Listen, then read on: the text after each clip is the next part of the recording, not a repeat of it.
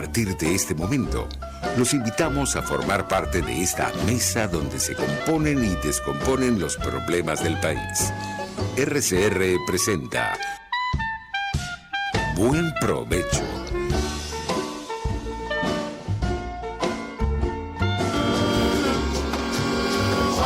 La voz de la diáspora en Buen Provecho con el profesor Tomás Páez.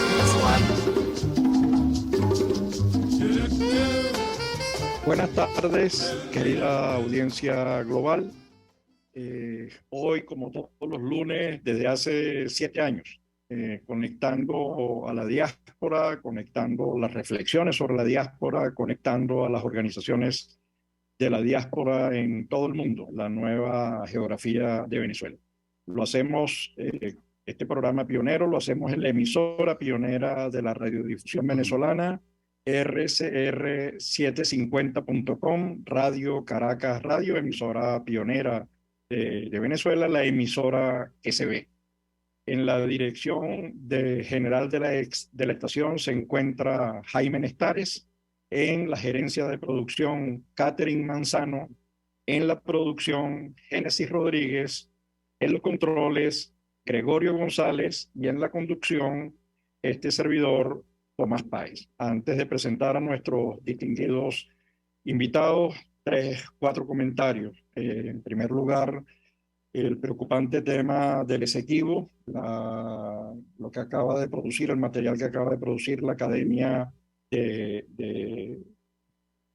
Nacional de la Historia es muy importante, señala y apunta en la dirección adecuada. Necesitamos sumar todas las voluntades, establecer acuerdos nacionales, porque esto es un tema que ocupa a todos los venezolanos. Esto va más allá de las ideologías, va más allá de los amiguetes o los amigotes. Esto es un tema del país y el país es todos los venezolanos allí donde estén.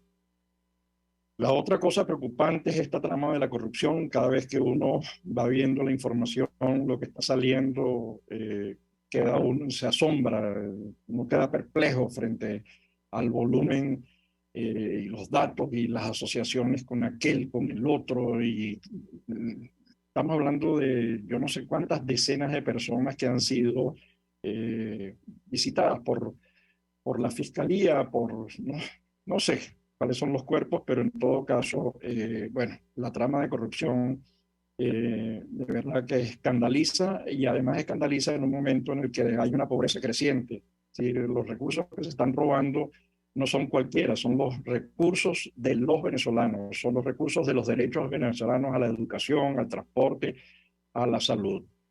Seguimos trabajando con los temas de los datos. Sigue creciendo la diáspora, los números recientes del Darién así lo reflejan.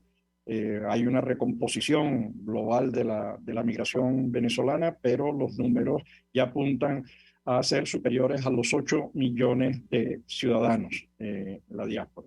Y esa diáspora tiene derechos cívicos y políticos. Esa diáspora tiene el derecho a tener identidad, el derecho a registrarse electoralmente para ejercer su derecho al voto, ese es un derecho, pero también el derecho a ser elegido, como lo acuerdan las convenciones internacionales.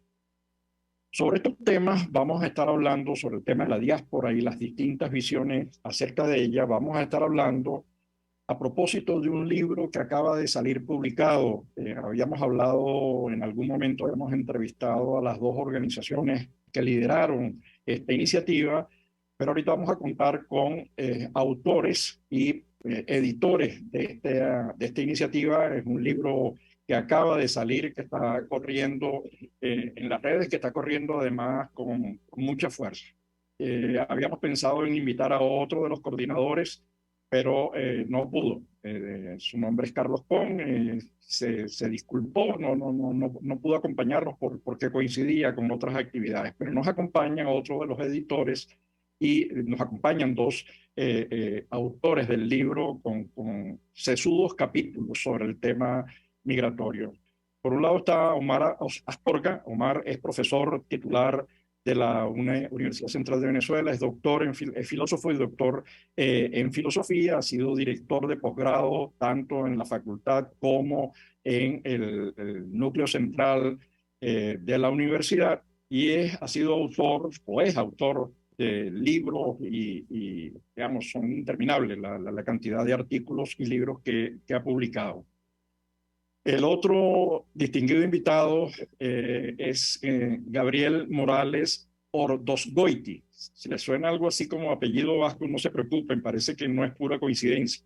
Es licenciado en filosofía, él es doctor en ciencias sociales, ha sido director de la revista, no sé si sigue siendo, de la revista Apuntes Filosóficos, es investigador, asesor, consultor en estas áreas. Entonces, bueno, en primer lugar, agradecerles a ambos. Creo que en este momento Omar no está con nosotros, o sí, algo así como desconectado. Eh, ah, Gabriel sí está conectado. Quisiéramos que, bueno, felicitarlos en primer lugar porque ya está el libro en la calle, ya está corriendo en las redes. ¿Cómo surge esta iniciativa? ¿Qué encuentras tú en el libro? Porque hay puntos de vista extraordinarios para un debate sesudo sobre el tema migratorio. Y bueno, quería escuchar entonces de los autores, por un lado, y de los editores, que también son autores del libro, sus impresiones, sus opiniones acerca del texto que ellos han elaborado. Mil gracias, Gabriel, por favor. Bueno, muy buenos ya días. se incorporó más. Sí, ya está Omar Gabriel. aquí también. Sí, muy buenos días, sí. Bueno, esta iniciativa, creo que la comentamos una vez en un programa, surgió cuando creamos la Asociación Civil Giroscopio en Madrid, con un objetivo que era reunir a los académicos venezolanos que habían emprendido el éxodo y que estaban en esta definición amplia que ha dicho Tomás y ha creado Tomás con la diáspora venezolana. Teníamos la intención de reunir a un núcleo inicial de profesores que veníamos de la Escuela de Filosofía de la Universidad Central de Venezuela en Madrid, que coincidíamos viviendo en Madrid, y decidimos hacer un núcleo organizador de un encuentro de académicos que estuvieran en Europa, que estuvieran en América Latina y por supuesto en Venezuela.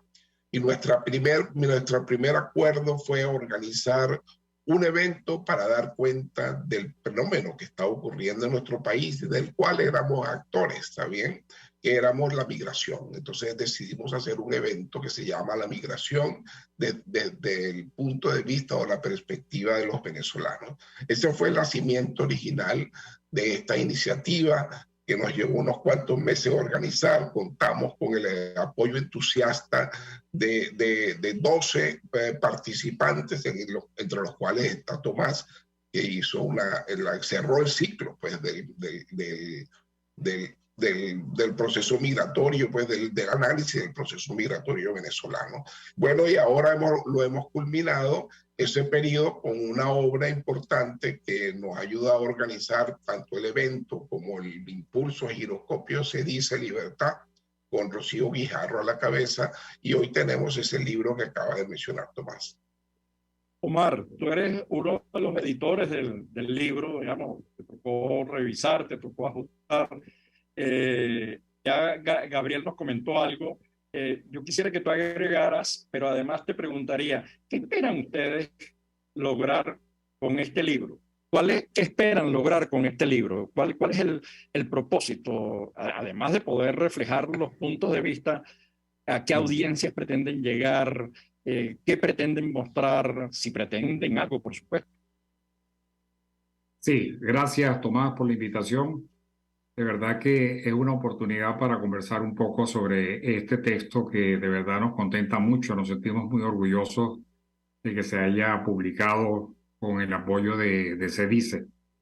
Y bueno, yo diría que lo elemental en el caso de un libro, que si bien las ponencias de un coloquio quedan registradas, quedan grabadas y de hecho las tenemos así en YouTube, un libro tiene, digámoslo así, más perdurabilidad y le permite a los autores de las ponencias pues hacer ajustes, reorganizar los textos, presentar, digamos, sus ideas de un modo más sistemático, si se quiere. Aun cuando no se logró una presentación del todo formal, sino que más bien se llevaron a la edición los textos más o menos como se habían planteado originalmente, con, por supuesto, los ajustes respectivos, pues creo que se logró un buen resultado. De todas maneras, lo llamamos memorias, porque de eso se trataba, de memorias de un evento, como decía Gabriel, que se convirtió en la primera actividad fundamental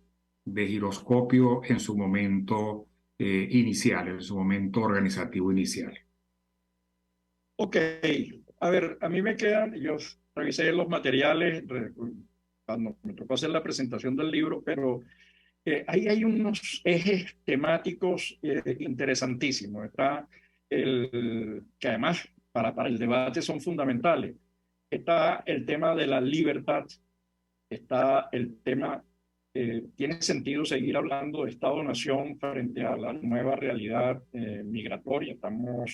Los números indican que hay más de 8 millones de venezolanos fuera. Eso es más grande que Venezuela en 1960 en términos de número de ciudadanos.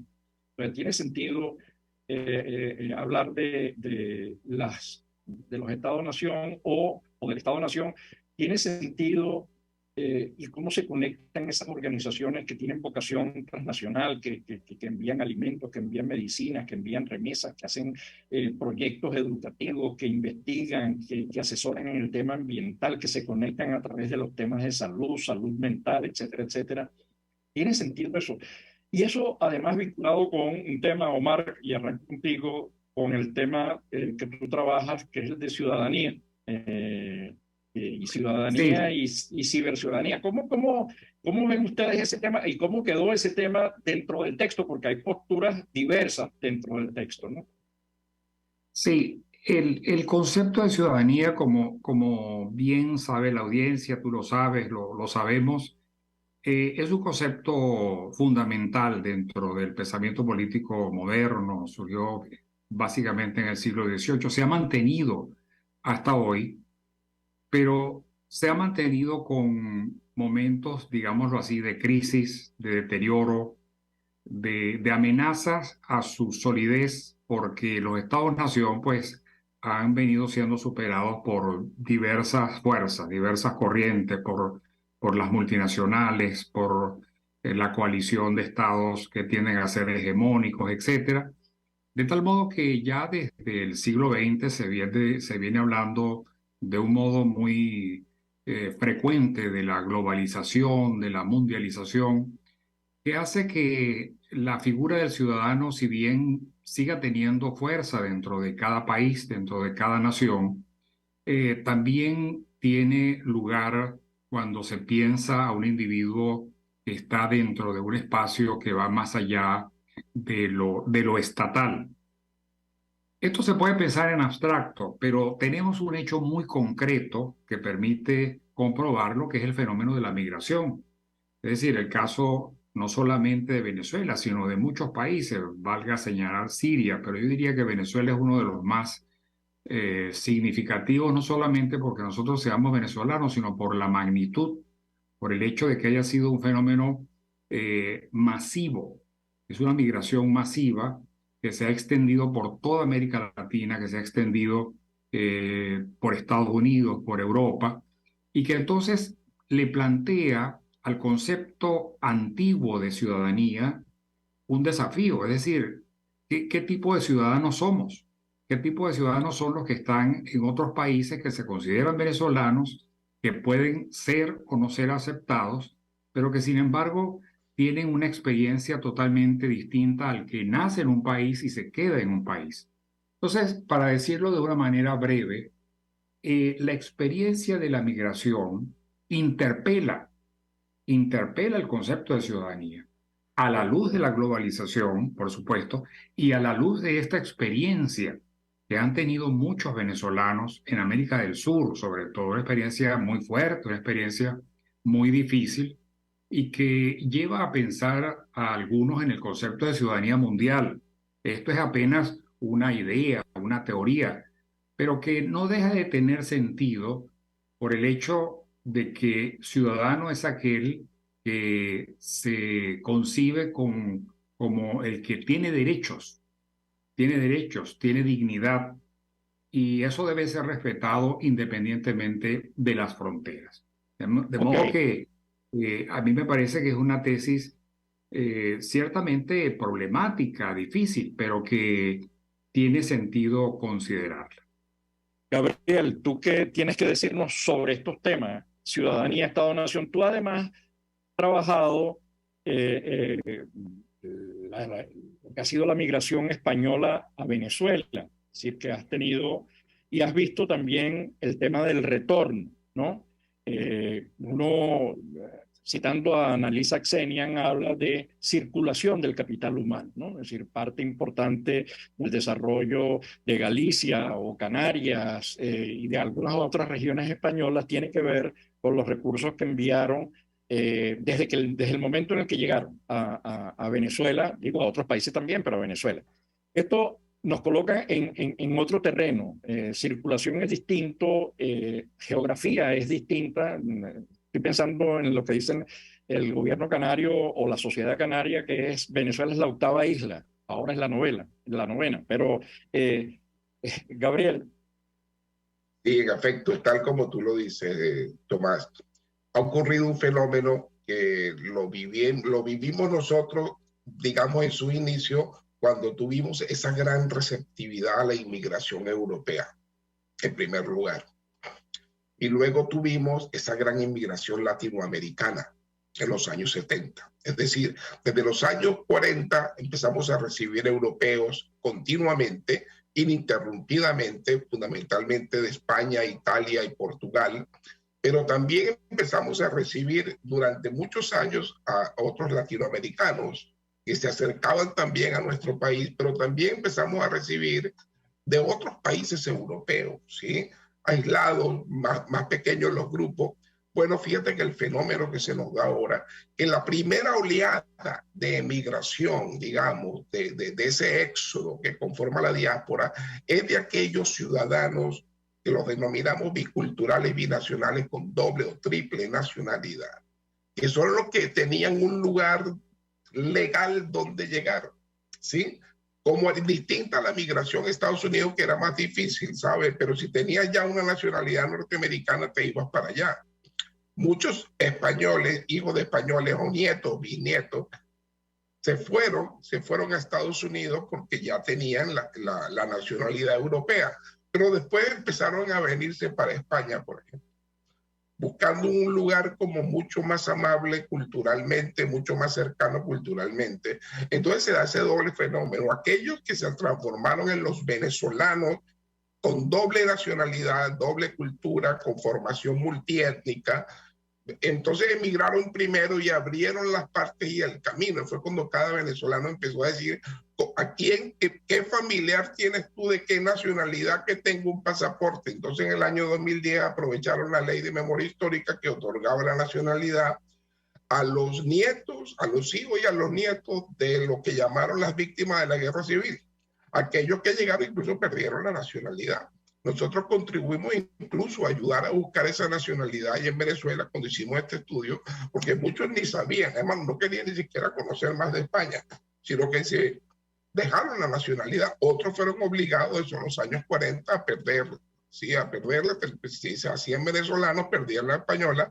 Bueno, y fue todo un proceso de migrantes españoles que decidieron recuperar esa nacionalidad, y a propósito de la ley de memoria histórica, que ahora viene la versión 2 de la ley de memoria histórica para otras generaciones. Entonces ya son los bisnietos, los primeros que se vinieron, como lo pudimos demostrar en el estudio que tú mencionas, se vinieron los bisnietos de los primeros, ¿sí? De los primeros, ya se empezaron a regresar. Yo digo regresar, pero en realidad nunca vivieron aquí.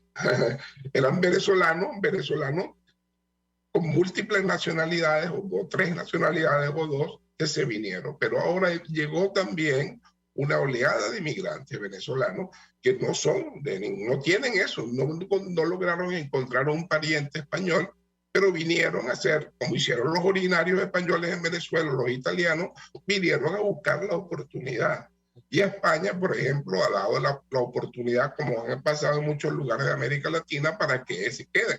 Y está la figura también del asilo político, pero el asilo político no es válido para todo el mundo.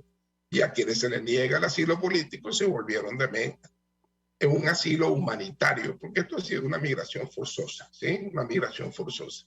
Esto ha generado lo que yo he llamado un ciudadano multinacional.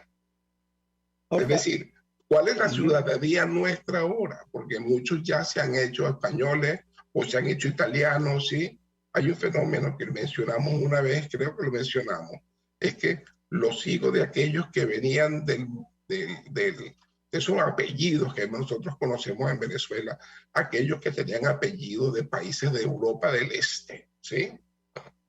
Bueno, tenían una oportunidad y encontraron una abuela polaca, una bisabuela polaca y por ahí empezaron a armar eso y entonces se vinieron a España, pero como residentes europeos, y lo vemos en las estadísticas del Instituto Nacional de Estadísticas de España aquí, hay una gran cantidad de venezolanos de nacimiento, pero con apellidos y con vínculos con otros países que nadie se imaginaba que podían existir. Gabriel y Omar, yo recuerdo en clases, yo le preguntaba a mis estudiantes quiénes son venezolanos en primera generación. Digamos, casi todos alzaban la mano de una. Cuando le preguntaba en segunda generación, ya la cosa comenzaba a cambiar. Digamos, los brazos se reducían.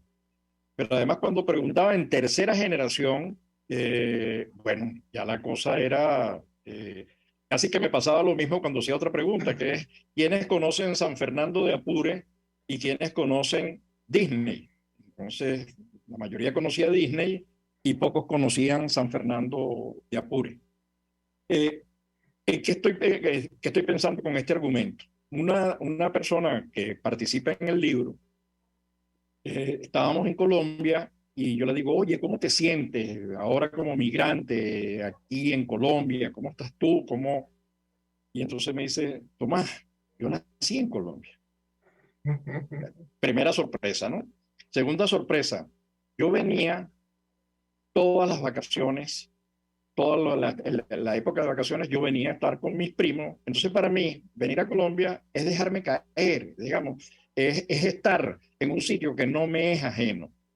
Pero eso mismo nosotros estamos haciendo, entre otras cosas, un estudio sobre los retornados, aprovechando que muchos de ellos tienen 90, 91, 92 años y que se fueron de Galicia al País Vasco y Canarias, fundamentalmente también de Asturias, y a sus familiares. Hemos hecho como 300 y tantas entrevistas a profundidad para conocer cómo vivieron ese proceso.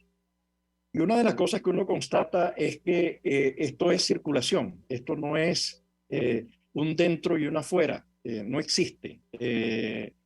O decimos nosotros que no existe desde un punto de vista.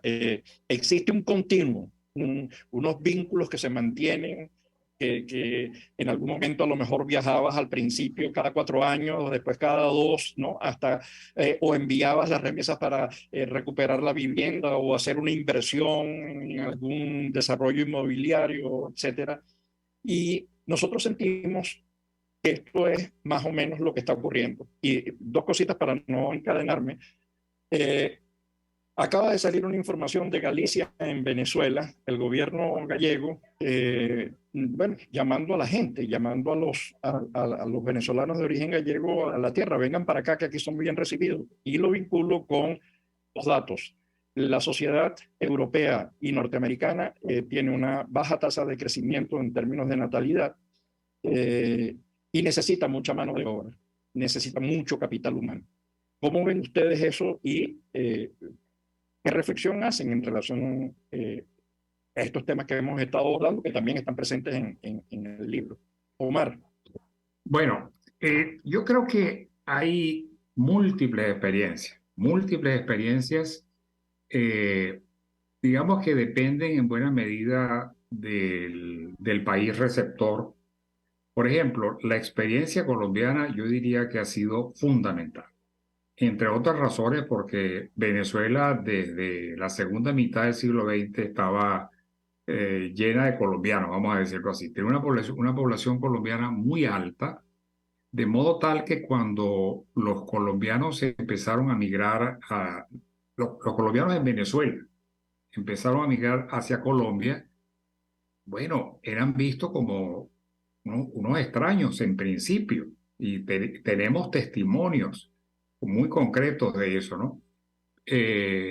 Hasta rechazados, porque, bueno, se dice que es colombiano, pero no lo conocíamos por aquí, no tiene ni el acento, pero nació en Colombia. Y de todas maneras, digamos, lo que yo creo que me parece más relevante es la recepción política que ha tenido, la recepción social que ha tenido el venezolano en Colombia. Tienen 2 millones aproximadamente, o 2 millones y pico. 3 millones, más de 3 millones ya.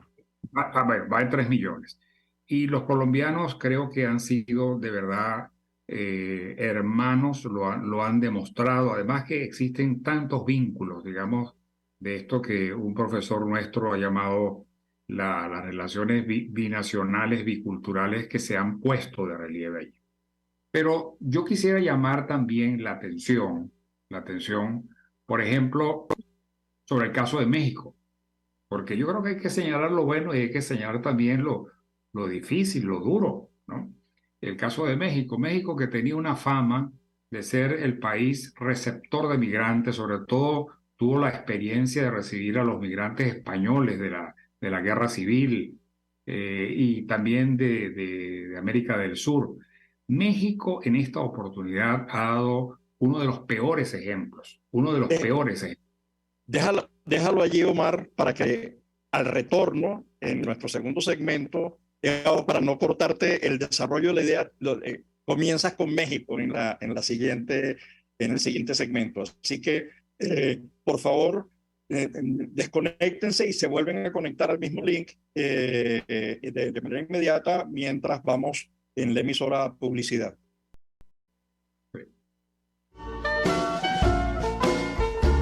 Los grandes temas se debaten en la mesa. Buen provecho por RCR 750, la radio que se ve. Y síganos en Twitter en @RCR750. Puedes seguirnos en nuestras redes sociales. En Twitter, @RCR750, la radio que se ve. Yo creo que los políticos responsables proponen ideas y dicen que son de ellas y convocan a la gente a lograr su idea. Me parece de muy mal gusto cuando la idea empieza a decir, bueno, esto no es mío, es de Venezuela. Eso significa que fracasó. Y entonces le están endosando al país la incapacidad para articular una idea que de suyo desde el principio era una idea y no un curso estratégico. A mí eso me parece de mal gusto. Y parece que el marketing político no da para tanto. Así podemos ver el mantra de Guaidó: cese la usurpación, gobierno de transición y elecciones libres. Él lo abandonó. El G4, que es del cual él es engendro, en representación por los 2020, el hacer ingeniería financiera, recoger unos reales que no hemos visto de ninguna manera. Aquí se habla libertad con Víctor Maldonado, solo por RCR 750, la radio que se ve.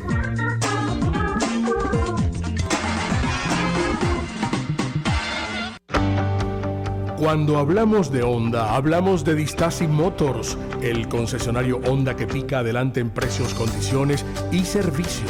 Todo el personal de Distasi Motors, tanto técnico como de atención, está actualizado, capacitado y certificado permanentemente para atender correctamente tu vehículo. www.distasi-honda.com.ve. Distasi Motors, tu concesionario Honda en Los Palos Grandes. Una ventana para las propuestas y denuncias de las comunidades populares de Venezuela. Evelyn Martínez y la red de ciudadanos llegan debatiendo problemas y promoviendo soluciones. Es el Radar de los Barrios. Por la autonomía de los movimientos sociales que no pueden ser complementos de partidos o gobiernos. El Radar de los Barrios, de lunes a viernes, a partir de las 10 de la mañana, por RCR 750 AM. El doctor José Eduardo Troconis y sus especialistas invitados le ayudarán a obtener cada semana el secreto para mejorar su calidad de vida en RCR Salud. Usted podrá comprobar la veracidad de las tradicionales técnicas y últimas tendencias que se divulgan acerca de la salud y la medicina en nuestra sociedad. Hay mucho más dedicación y hay mucho más experiencia. Tenemos las herramientas. RCR Salud, todos los domingos, a partir de las 10 de la mañana, por RCR 750 AM. Una palabra bien dicha y en el momento oportuno puede hacer la diferencia. Palabras sueltas pueden no significar nada, pero juntas pueden mover el mundo. Palabras más o menos me estás dejando. Descúbralas junto a una periodista intrépida, incisiva y audaz, María Alejandra Trujillo en Palabras más, palabras más, palabras menos. Palabras más, palabras menos. De lunes a viernes, a partir de las 7 de la mañana, por RCR 750 AM. Palabras más, palabras menos. Pluralidad contigo. Respeto contigo. Responsabilidad contigo. Libertad contigo. Estamos contigo y punto. De lunes a viernes a la 1 de la tarde. Contigo. Solo por RCR 750 AM. Porque lo bueno une. RCR 750 AM. Porque lo bueno une.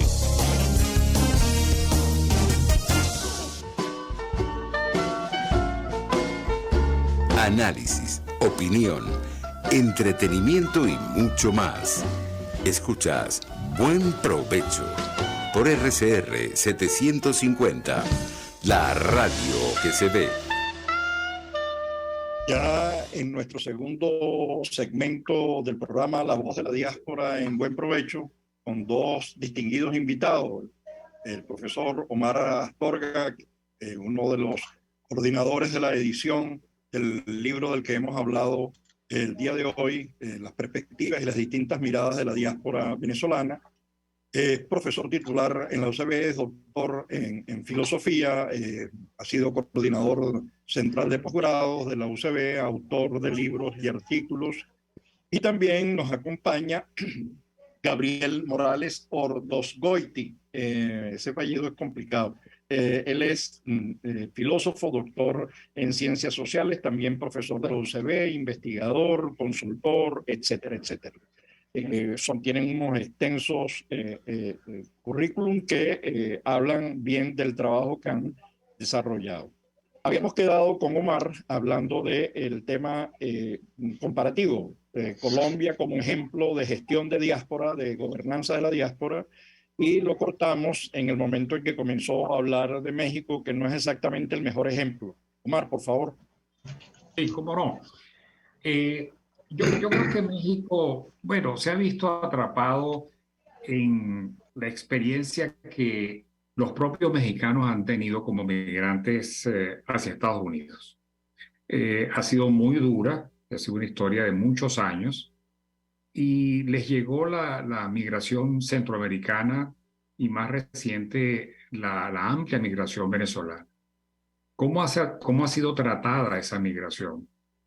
Ha sido tratada de un modo extremadamente cruel, radical, del mismo modo como trataron los norteamericanos o siguen tratando los norteamericanos a los migrantes mexicanos que llegan al sur de Estados Unidos. Claro, uno podría decir que hay diversas razones, presiones de Estados Unidos, la misma dinámica demográfica, política que hay en México, pero creo que hay muchos testimonios del maltrato que ha habido a los migrantes venezolanos en México. Baste señalar, pero es apenas un ejemplo, el último suceso que ocurrió en la ciudad de Juárez.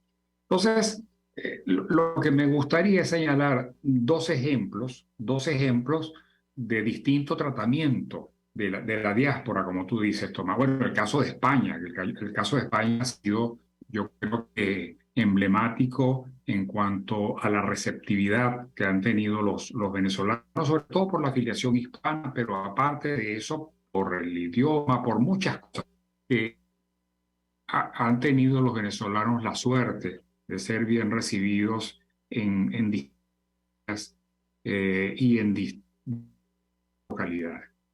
A lo que quiero ir es a lo siguiente, es un tema que tomo del propio Tomás cuando hablo de la gobernanza. Estas experiencias que ya son, digamos, tan amplias, que cubren regiones amplias, sí, una política. Omar, te estamos escuchando mal, te estamos escuchando entrecortado. Trata, por favor, sigue, por favor. Sí. Estos dos ejemplos, mi plan. No, trata de resolver el tema, Omar, porque se escucha entrecortado y se pierde. Mientras tanto, le doy la palabra a Gabriel, poco hablando de lo mismo, de cómo hacer con una diáspora. En el libro se menciona en varias ocasiones el texto de Hannah Arendt y algunas citas de Hannah Arendt creo que es Omar quien cita a Nussbaum o a Amartya Sen sobre el tema de las condiciones multiétnicas. No recuerdo ahorita quién de los dos tocó el tema. Y se cita el asunto del derecho a tener derecho, que es una frase muy fuerte de Hannah Arendt cuando se opone a que la llamen refugiados. Yo no quiero ser refugiado, yo quiero ser migrante y quiero que se me respeten mis derechos. No sé si... Gabriel, por favor.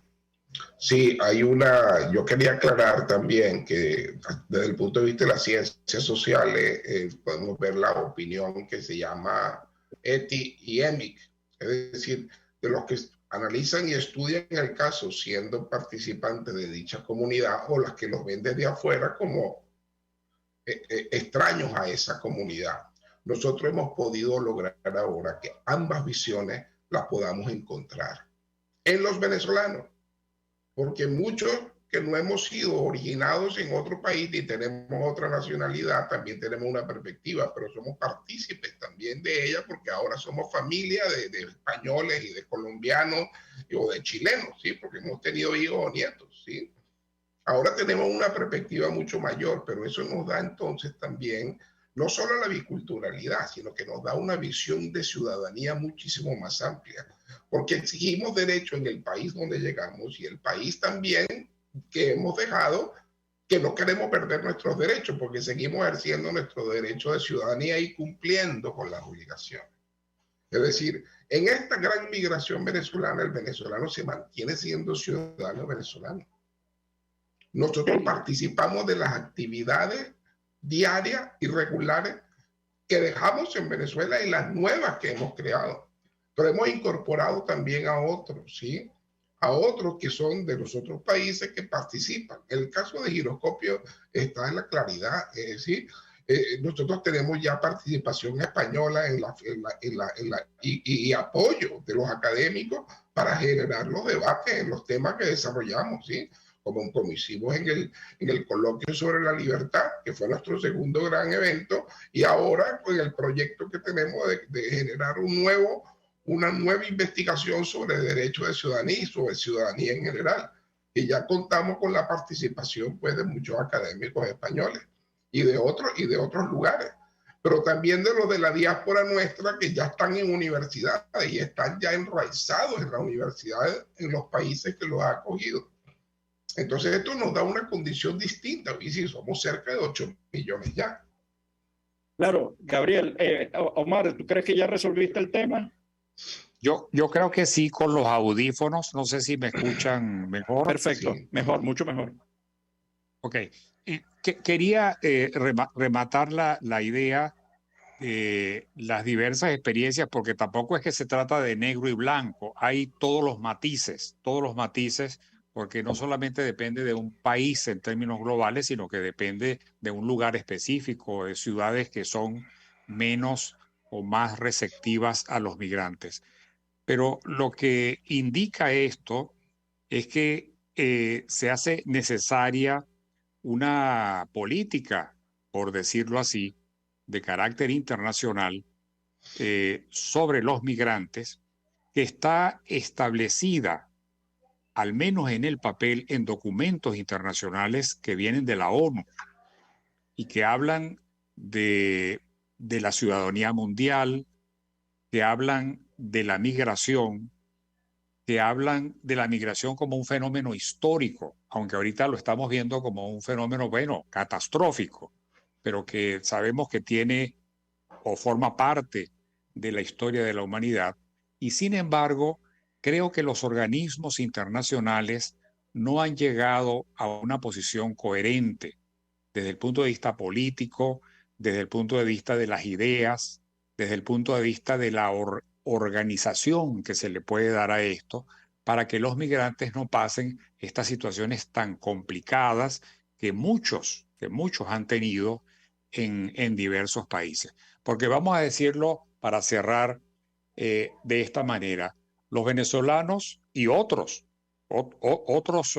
ciudadanos de otros países han sufrido procesos de exclusión en su país y a su vez han sufrido procesos de exclusión en otros países. Entonces, claro, ciertamente se conserva la ciudadanía o se comparte, se mezcla la ciudadanía, pero con lo que cada uno puede, con el emprendimiento de cada uno, con las iniciativas, sin que haya un estatus jurídico que pueda proteger esta experiencia. Me parece que eso es fundamental.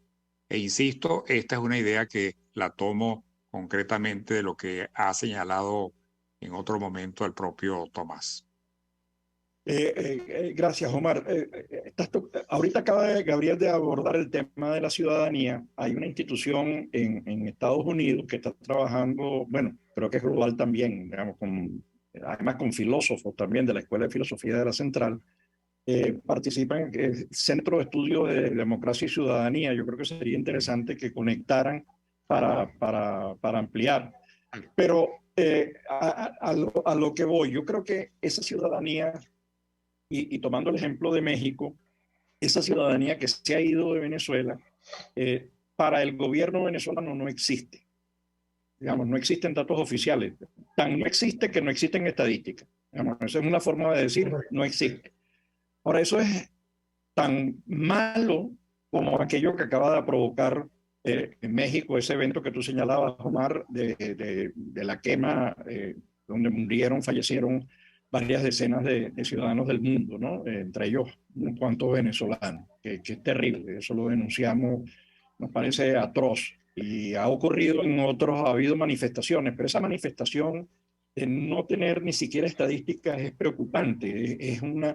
Pero el evento que acaba de realizar el mundo, y creo que se levantaron algo así como 800 y tantos millones de dólares para apoyar a los migrantes venezolanos, pero no solamente a los migrantes venezolanos, sino a los gobiernos y a las comunidades a las que ellos llegan, que se ven, a los hospitales que se ven atiborrados de requerimientos, ¿no? Entonces, que necesitan esos recursos, la respuesta del gobierno venezolano fue rechazar, ¿no? Sí, me hizo recordar lo que el rechazo de Lenin y el mundo bolchevique al apoyo que brindaba Estados Unidos, la Agencia de Alimentación de Estados Unidos, a los ucranianos, ¿no? Cuando se estaban muriendo de hambre después de la destrucción provocada Entonces, la pregunta que quiero hacer, y ya yendo hacia otro terreno, es los derechos a tener derechos. ¿Cómo hacemos con los derechos de identidad que no existen, digamos que no hay, los derechos al registrarse para ejercer el voto, los derechos a votar o el derecho a ser elegido? ¿Cómo resolvemos ese tema? ¿Cómo lo ven ustedes? Además, se cita en varias ocasiones, digo, a Hannah Arendt, el derecho a tener derechos. ¿Cómo ven este tema? Comenzamos con Omar y seguimos con Gabriel. Sí, claro. Es un tema muy complejo que depende, como se sabe, de las diversas legislaciones. Es un tema jurídico, político, que no es, digamos, equivalente de uno a otro país, pero yo creo que debe ser tratado como algo que involucra diversos aspectos. Y permíteme la cuña, Tomás, que ya de alguna manera lo ha adelantado Gabriel. Nosotros iniciamos este ciclo sobre migración y nos percatamos, justamente siguiendo a Hannah Arendt, que tenía demasiado que ver con el tema de la libertad. Y el año pasado realizamos un segundo coloquio. Que tuvo 16 ponentes y cuyo libro está, bueno, ya en inicios de preparación, ¿no? Esperamos que el próximo año quizás tengamos el libro dedicado al tema que se llama Desafíos Contemporáneos de la Libertad. Pero junto a esto, y estrechamente ligado, aparece el tema de la ciudadanía, que es la pregunta que tú originalmente haces. Hemos iniciado a comienzos de este año en Giroscopio un proyecto de investigación que ya tiene el aval de la Universidad Central, de la Universidad Simón Bolívar, de otras instituciones, dedicado al concepto de ciudadanía, a la teoría, a la práctica, donde están involucrados 20 investigadores. Y la idea es que esto no solamente dé lugar a un libro, sino que puedan producirse artículos, talleres, exposiciones, para que se discuta el asunto. Porque sabemos que no es fácil, sobre todo por la novedad que tiene esta experiencia, que la matriz sin duda está en el fenómeno de la migración. Gabriel. Sí, yo creo que es importante señalar algo para tratar de responder una de tus inquietudes. Creo que los derechos de los que hablaba Hannah Arendt hay que conquistarlos, ¿sabes? Porque a nosotros se nos ha negado de múltiples maneras muchos derechos de ciudadanía venezolana, ¿sí? Como el derecho a tener una respuesta pronta, ¿sí?, a nuestra solicitud de pasaporte o de cédula de identidad. Tenemos que pasar por un viacrucis de meses y meses para poder tener identificación, por lo cual entonces nos impide viajar a otros países si no tenemos otra nacionalidad. Y también tenemos problemas de qué es el costo, ¿sí? El costo, que tenemos una de las credenciales de ciudadanía más costosas de la tierra, como venezolanos, porque pagar los precios que tenemos que pagar comparados con todos los demás, imagínense. Entonces es muy difícil, porque también las condiciones difíciles de muchos venezolanos que para pagar su día a día tienen que desprenderse para pagar incluso una cuota adicional sin factura de 120 euros para poder recibir el pasaporte, ¿sí? Entonces, pero tenemos también el derecho al voto, que no lo tenemos. Somos ciudadanos que buscamos mantener nuestra ciudadanía, pero no tenemos el derecho al voto en el país. No lo tenemos el derecho al voto efectivamente, porque no hay el servicio en las embajadas para uno votar, que existe constitucionalmente, que uno tiene derecho a ejercer el voto en el lugar donde esté mientras se organicen las actividades. Pero es una decisión política. Pero también para exigir en los países donde estamos las consideraciones generales de todo lo que son los derechos de ciudadanía para absolutamente todos, ¿sí?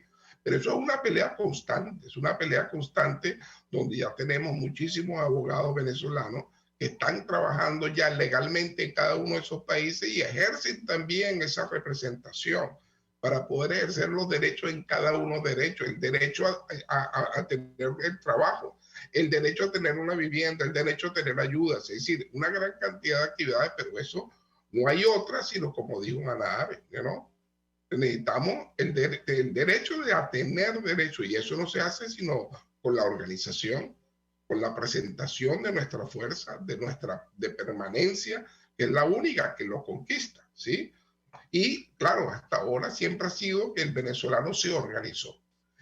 en cada lugar donde ha llegado, y eso lo conoces tú muy bien, Tomás, se ha organizado en múltiples formas, ¿sí? Para unirse, para estar juntos. En eso hemos tenido un gran apoyo de la iglesia, de las iglesias, porque es que resulta que a muchos eclesiásticos españoles que estaban en las parroquias nuestras, en las ciudades venezolanas, se devolvieron a España, en el caso de España. Bueno, y esos son los primeros que los venezolanos hemos acogido. Tenemos casos terribles donde pasaron hambre y murieron por hambre, y donde nosotros los hemos acogido, y entonces ellos también ahora son párrocos aquí, y entonces están ayudando a las comunidades venezolanas, y lo primero que hacen es ayudar a la comunidad venezolana, porque además muchos de ellos son también venezolanos, españoles que se hicieron venezolanos, es el caso. Conozco ya varios casos, tenemos muchos de mi parroquia, ¿sí? A San Vicente de Paúl, el cementerio. Y entonces tenemos otros casos también de otra, el párroco de San Bernardino, que también está en otra región. Entonces así tenemos un vínculo, ¿sí? De lo que significó las primeras migraciones, de donde venimos. Bueno, pero tenemos entonces esa consideración general, que eso lo tenemos que conquistar nosotros, conquistar esos derechos políticos, que es lo que hemos discutido en sedes, lo que tú mencionaste, que bueno, lo mencionaste, Omar y yo somos partícipes, y otros somos partícipes también de sedes, ¿sí? Del Centro por la Democracia y la Ciudadanía, ¿sí? Porque eso es una de las alianzas que necesitamos tener siempre, porque estamos todos venezolanos involucrados en distintas formas organizativas, que necesitamos mantener unos vínculos muy firmes. Claro, ¿a qué voy con este tema? Fíjate, en el caso venezolano, los gallegos se conectaron con sus diásporas. Los vascos hicieron lo mismo, los canarios también, incluso con las asociaciones. Pero en el caso venezolano, las asociaciones tienen que enfrentarse, incluso ahorita hay una discusión en el Parlamento para tratar de frenar toda cooperación internacional, digamos, reforzar las medidas previas. Es decir, que hay que pelear incluso contra otros derechos más elementales, contra el derecho, el acuerdo firmado entre Venezuela y España o entre Venezuela y Italia para el reconocimiento de los jubilados y los pensionados, ¿no? Y los recursos en el doble sentido. Y desde el año 2015 no ocurre nada. Al contrario, es una negación permanente de ese derecho, digamos, es violación tras violación. Entonces, el esfuerzo que tiene que hacer la diáspora venezolana es mucho más grande que el que tiene que hacer cualquier otra diáspora, porque tiene que hacer ejercicio de la diplomacia pública, organizarse pese y en contra. Digamos, las denuncias, por ejemplo, que hay que hacer sobre el tema ambiental en Venezuela es una cosa que sorprende. Nos quedan pocos minutos y yo quisiera que aprovechara cada uno 1 minuto y 30 segundos para decirnos, ya cerrando, la importancia de lo que han hecho, la importancia del libro, porque hay que leerlo. Omar, por favor. Sí, bueno, otra cuñita, Tomás.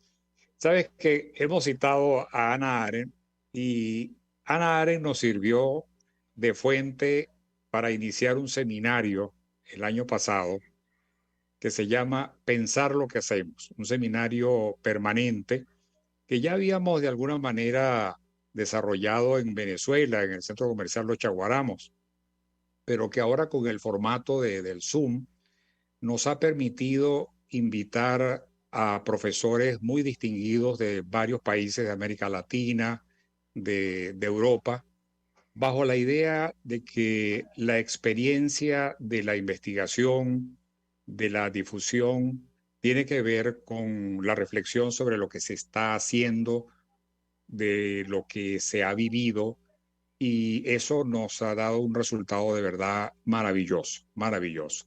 Y la inspiración justamente parte de Hannah Arendt. Ok, gracias, Omar.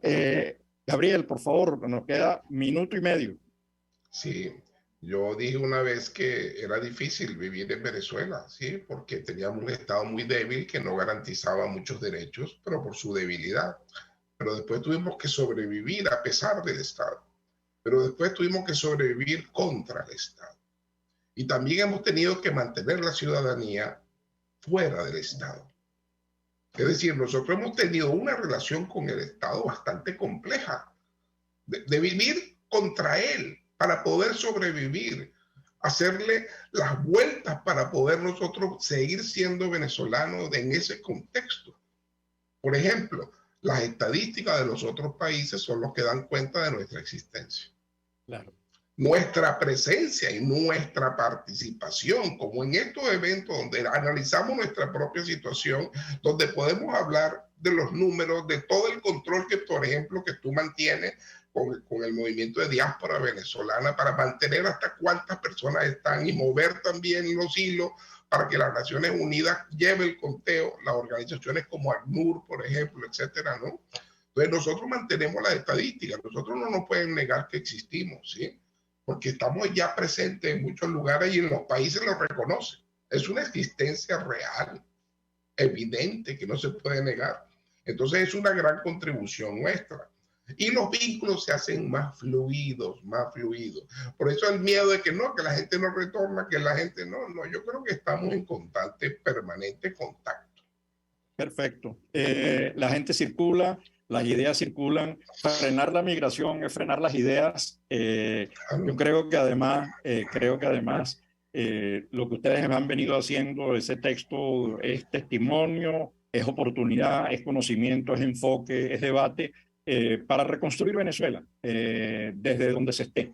Venezuela está donde están los venezolanos, así que mil gracias por ese esfuerzo, felicitarlos y bueno, y agradecerle el trabajo realizado. Y a toda nuestra querida audiencia global, como de costumbre, estaremos todos los lunes, el próximo lunes a las 12 del mediodía en nuestro programa La Voz de la Diáspora en Buen Provecho. Cordialmente invitados. Muchas gracias. Muchas gracias.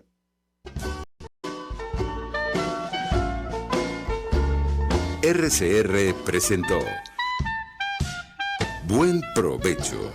Síganos en Twitter como @RCR750. La radio que se ve. RCR presentó Buen Provecho, una producción nacional independiente con certificado número 22388 para dar cumplimiento al artículo 14 de la Ley de Responsabilidad